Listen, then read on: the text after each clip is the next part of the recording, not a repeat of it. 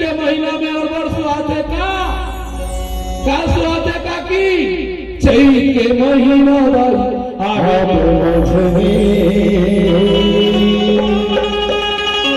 बोरे बासी सब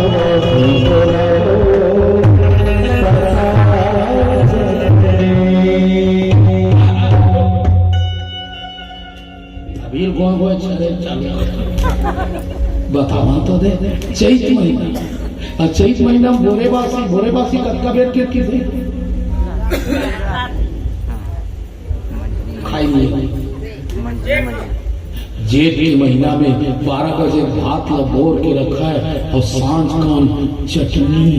और गोंदली में खा कौन खाए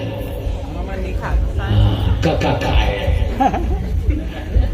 टमाटर के चटनी सील लोढ़ा से हो गई सांस आती लाते काका भगवान का साथ सील लोढ़ा चटनी खावे नहीं वो आनंद आ गए मिक्सी ग्ला में नहीं खाओ दादा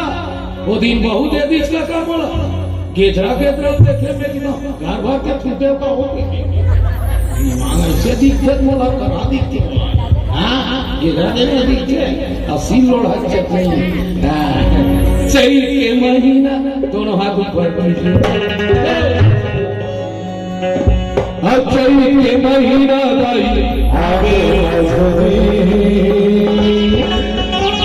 अरे बोरे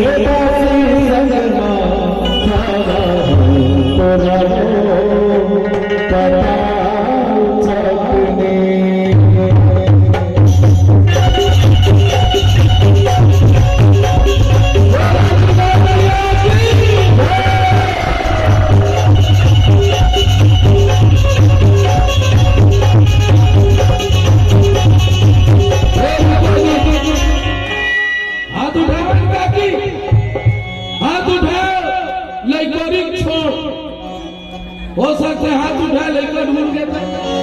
हाथ उठा